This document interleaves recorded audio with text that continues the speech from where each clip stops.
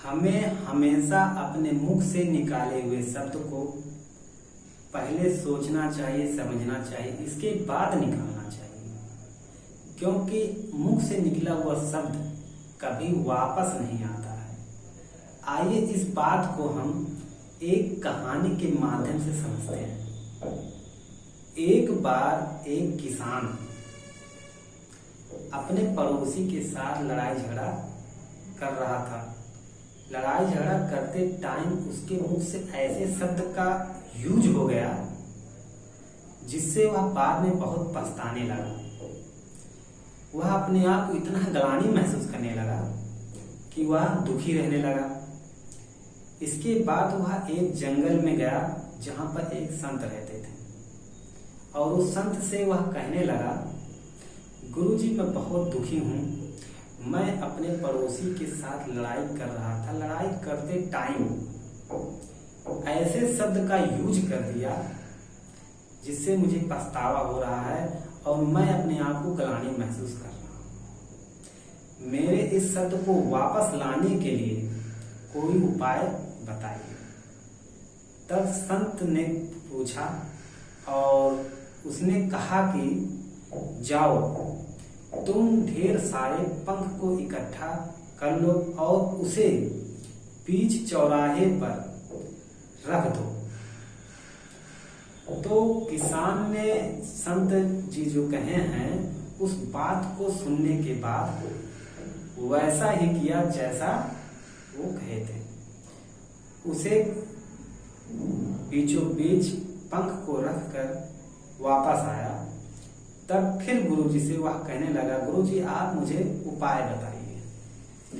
तब गुरुजी ने कहा, जाओ, जो पंख तुमने इकट्ठा करके बीच चौराहे पर रखे हुए थे उसे मेरे पास ले आओ। वह किसान गया और जाने के बाद वहां देखा कि सारे के सारे पंख बिखरे पड़े हुए हैं। कोई ऊपर, कहीं कोई इधर, कोई इधर, मतलब ये कि बिखरा हुआ है। और वह एक भी पंख को इकट्ठा नहीं कर पाया और खाली हाथ वापस आ गया। तब उसने गुरुजी से जब बताया कि मैं एक भी पंख लेकर नहीं आ पाया, तब संत ने कहा, ठीक तुम्हारे साथ ऐसा ही हो रहा है। जब तुम शब्द का उपयोग कर रहे थे तो उसे आसानी से अपने मुख से निकाल दिया, पर यह नहीं सोचा कि जो शब्द मैं निकाल रहा हूं उसे वापस नहीं ला सकता। इस कहानी से हमें यह सीख मिलती है कि हम जब भी किसी को कोई भी शब्द कहें, उस शब्द को कहने से पहले अपने दिमाग में विचार कर लो और उसके बारे में सोचो, तब उसे बोलना चाहिए। क्योंकि आप जो भी शब्द का यूज आप करेंगे, क्षणिक भर आपको तो खुशी मिलेगी, पर उसे तो कष्ट मिलेगा, लेकिन उसे भी क्षणिक भर कष्ट होगा, उससे ज्यादा आपको कष्ट होगा।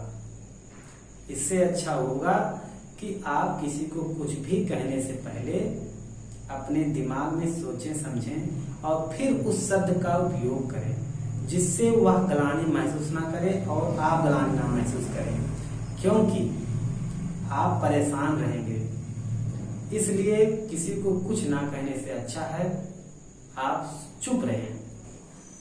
अगर आप लोग मेरे इस चैनल पर नए हों तो प्लीज मेरे चैनल को सब्सक्राइब कर दीजिए और इसे शेयर करिए, जिससे कि इसका उपयोग और भी लोग कर सकें और अपने आप को थोड़ा सा ही, कुछ % अपने आप को सक्षम बनाएं और अच्छा व्यक्तित्व बनने के लिए इस वीडियो को देखें, जिससे वह किसी को भी कुछ कहने से पहले सोचे, समझे, फिर बोले। धन्यवाद।